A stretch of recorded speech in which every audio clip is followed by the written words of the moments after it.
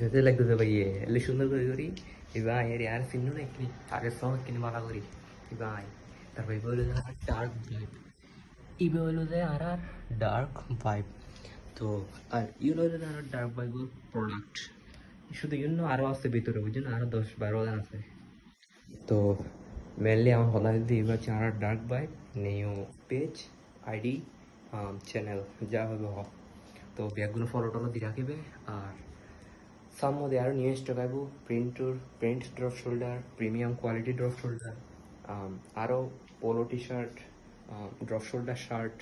কে লাগবে খালি কমেন্টও